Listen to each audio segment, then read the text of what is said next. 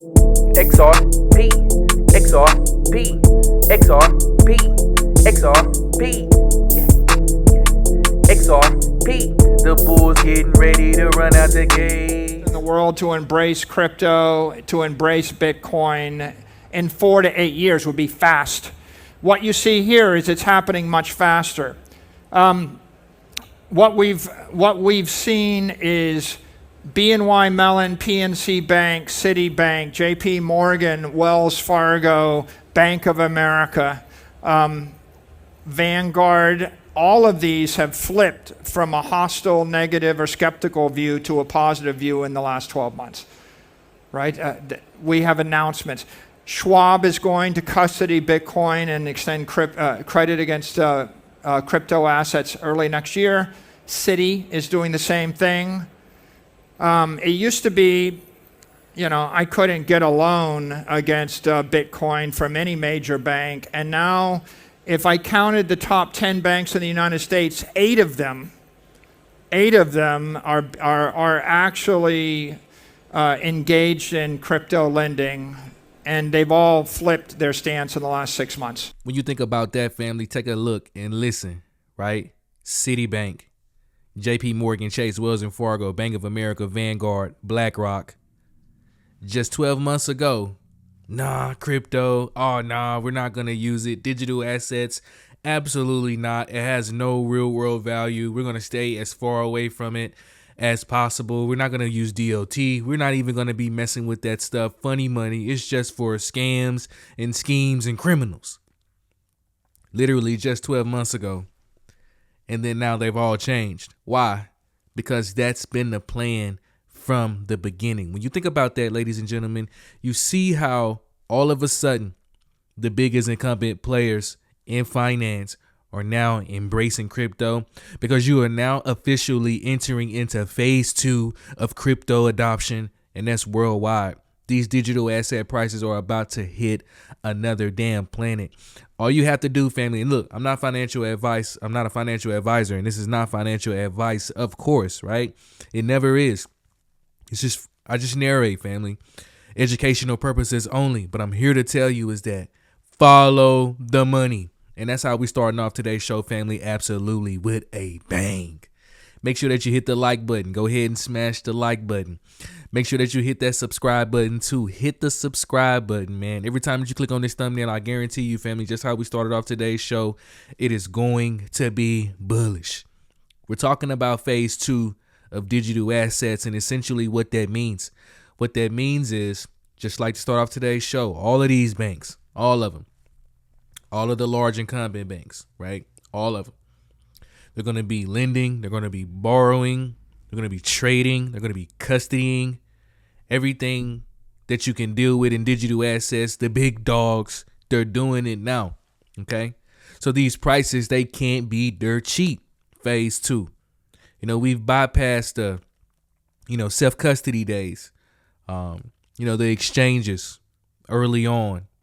Having to go to, 3 or 4 different exchanges just to find, good trading pairs, good on and off ramps to be able to use cryptocurrency, right? Way past that.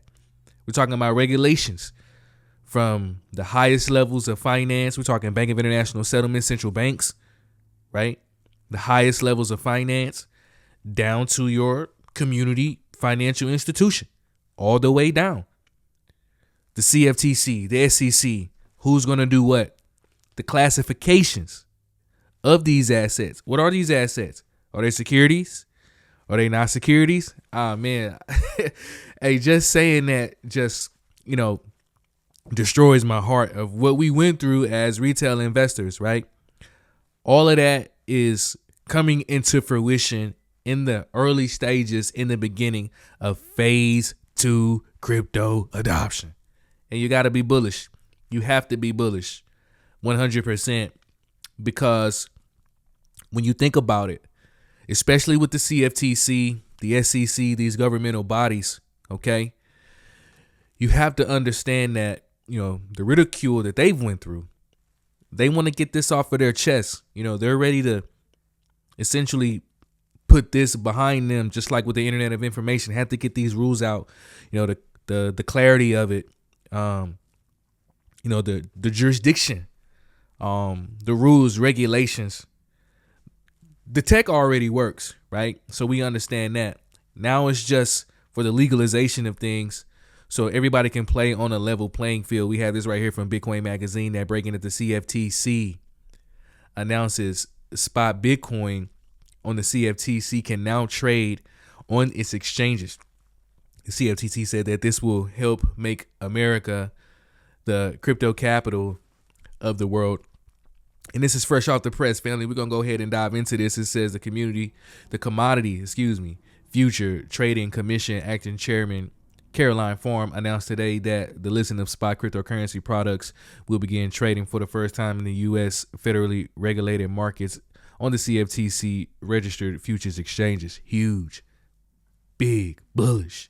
The announcement marks a significant step forward in the Trump administration's pledge to usher in a golden age of innovation and make America the crypto capital of the world. Now, when I put this in layman terms, and you have to understand that they are opening up and exposing every form of finance, every form of high net worth individuals, corporations, funds, mutual funds. They're opening up this brand new asset class and allowing all different entities to be able to interact with these tokens. And that's huge. That's giving validation. That's how you know that it's here to stay.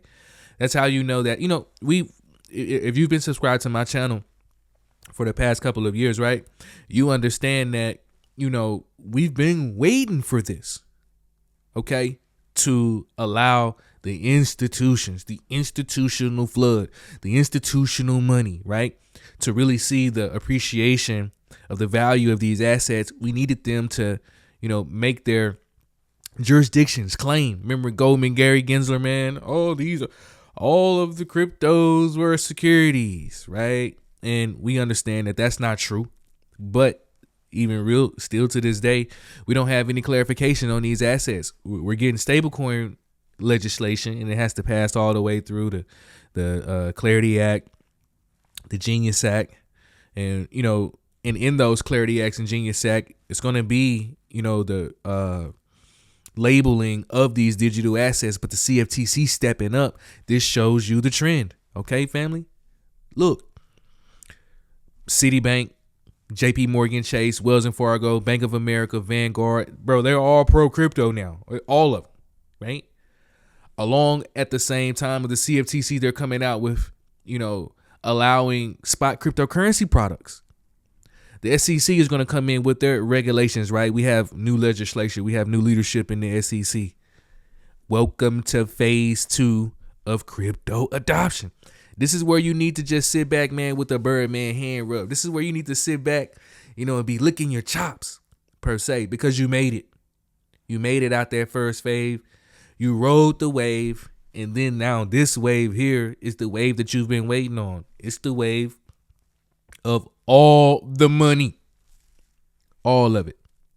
Big time bullish. The CFTC has a rich history of welcoming responsible innovations on futures exchanges by balancing regulatory flexibility with core principles that safeguard both institutional and retail clients. So the institutions have been waiting for these entities to provide safeguards or regulations or rules or legislation. I mean, to the retail traders, they really don't give a damn about that, right? But for the institutions, that's been the number one thing. We haven't had that yet, but in phase 2, now we're getting that, right? So you're going to see more developments. You're going to see more legislations. You're going to see more, statements, more crypto products, more stablecoin products, digital assets pretty much everywhere, right? It's essentially what they're saying right here, okay? Giving them the understanding on that they've always been leading the way, but now that they're actually taking heed. It says that the acting chair forum said that recent events on offshore exchanges have shown us how essential it is for Americans to have a more choice and access to safe, regulated U.S. markets. Now, for the first time ever, spot crypto can trade on CFTC registered exchanges that have been the gold standard for nearly 100 years, with the consumer protections and market integrity that Americans deserve. And it's been essentially the Wild Wild West, especially with the high net worth individuals, and especially, with these upper entities, the corporations and things like that, the governments, the FIs, right? They're not as risk adverse as retail investors like we are, right? Not as risk adverse. And they had to get these things in place. And now these things are in place, family. And I'm telling you right here, this is, what you have been wanting to see all the time. We've got this right here, family, from Bank XRP, that Ripple Brad Garlinghouse said that in 2026 is shaping up to be a breakout year for crypto, the initiation of phase 2. Clearer U.S. rules, rising institutional demand from BlackRock and Vanguard, Citibank, growing ETF inflows, and expanding stablecoin utility all point to a stronger market ahead. Family, I got a good video for you that I'm going to play, man. Listen to Lord Brad Garlinghouse, really explain and really start to dive in and to understand that, the first phase of digital assets, okay? Salute, man. I always say salute to you crypto OGs, because, you had to, man, I'm talking about the amount of sacrifice and the amount of pain, that you had to really go through. You have to understand that, you did it. And you actually went through. But now phase 2, this thing is about to accelerate at a pace. We've never had this before. We've never had clear rules. We've never had the rising institutional demand that have we seen now. We've never had financial institutions, using the tech, growing ETF demands. You see that the numbers are hitting all-time highs and record numbers. Stablecoin utility, Ripple Labs USD, real-world tokenization. All of this is coming at the same time. Oh my God, ladies and gentlemen, I'm telling you, bro, I am so damn bullish. And if you're not bullish, family, you're losing your damn minds. The best is yet to come. Brad, why do you think the bears are back in the market? Well, why the bears back in the market?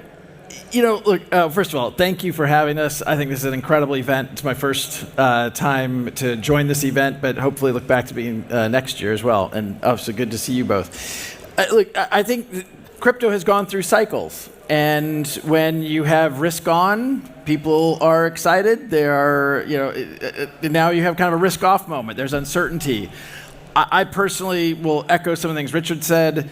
There are so many macro factors that are continuing to provide tailwinds for this industry that I think as we go into 2026, I don't remember being this optimistic in the last handful of years, where you do have, as Richard said, regulatory clarity in the largest economy in the world. And I think people underprice this. 22% of global GDP is the United States. And this is a market that has been really openly hostile to crypto for 4 or 5 years, or maybe longer. And now you have that has changed significantly pretty quickly, but the institutions are still catching up with that to some degree. You saw Franklin Templeton on stage here, you saw BlackRock on stage. Just this week, I think Vanguard has now opened up, Vanguard historically has said, we won't touch crypto. And now they've had a massive sea change. That's just one of many things that are creating those tailwinds. And so I'm super optimistic about the year ahead. When you think about that, right? All of them absolutely at the same time, man, shifting and pivoting. This lets you know that, for me, I know how they do in business. I know how business works, right? And especially at, the high level when you're dealing with these entities. They move slow. Trickle, flood. You've heard me say that a lot on this channel, because that's how they get down. That's how they move, right? The deal's already done, okay? It's already signed. What deal is done, what is signed, everything. It's already announced. You see, just like, when you're dealing in litigation, before you really step out on trial, you have an opportunity to talk in the back, right? You have an opportunity to essentially get on the same page so everyone can start to speak the same narratives all at the same time. And that's exactly what these incumbent legacy players, and very important for institutional adoption We need the incumbent legacy players to get on chain and bring in all their damn money. Last thing I'll say on this, which I think we'll also probably all agree about on this, is we are also seeing real-world applications where it's not just about the speculation. You're finding easier to use interfaces so that crypto isn't just about the speculation, it's about solving real-world problems. And to sustain that long-term optimism, that long-term bull market, I think you're going to see more and more of that. What's your take on this too? Do you think the ETF floor was overhyped? Definitely no. Look, obviously what you were describing is all data correct, but I think you got to zoom out a little bit further and realize that this ETFs didn't exist because of the regulatory problems in the United States. They didn't exist, and in the last 2 or 3 weeks, over $700 million have flown into XRP ETFs, which is just it's pent-up demand from institutional investors, from investors who want access because they don't want to custody themselves, what have you. But look, again, if you zoom out to the macro level, the total ETF market, only 1 or 2% of the total ETF market is crypto. I will bet anybody here that a year from now, that will be more than 1 or 2%. When you think about that, right, and listen to what the flow and the narrative of what Brad Garlinghouse is, how he's flowing, and really letting them know. So, like, the speaker or the host at first was like, okay, the bears are back in the market. How do you feel about that? And Brad immediately shut him down. It was like, hey, bro, you're talking about bears. Let's talk about the industry. Guy asked him again, do you think that the ETFs was overhyped? And Brad Garlinghouse was like, underwhelmingly, no. This is huge. This is big. This is massive. And, salute to Brad Garlinghouse for like really keeping that tone and really trying to show the macro point of view. We've never had ETFs, almost $1 billion in inflows in ETFs, and with XRP alone. We're getting Solana ETFs. We got Bitcoin ETFs. More digital assets are coming in with ETFs. We have never had this before. This is a huge signal. And the signal is pointing to long-term adoption. The signal is pointing to the asset class finally being stamped as a legitimate asset class. We're getting regulations. We're getting ETF inflows. We're getting, expanding global stablecoin utility. Vanguard, BlackRock, Citibank, the largest financial incumbents are openly announcing deals inside of the space. Absolutely bullish. Phase 2 crypto adoption. There's going to continue to be inflows, and yes, you can take a snapshot of time and say, okay, there's a billion left Bitcoin ETFs or whatever the data you cited a moment ago. But if you zoom out a little bit further and say, okay, over 2026, do we really think crypto ETFs are only going to be 1 or 2% of the total ETF market? No chance. And so that, again, it's one of those macro tailwinds where Ripple sits in a position where we see, particularly from our Ripple Prime, the prime brokerage business, we see a lot of interesting activity where institutions that have been on the sidelines, maybe because of regulatory clarity, maybe because of risk aversion, for whatever reasons they've been on the sidelines, they're getting involved. And they're starting small, and they're going to walk, then they're going to crawl, then they're going to walk, then they're going to run. And I think it's going to create a lot of tailwind. So this moment in the tailwind market that it's actually creating right now, family, it is creating the institutional adoption tailwind. Follow the money. Get your damn space suits on. XRP is going to another damn planet.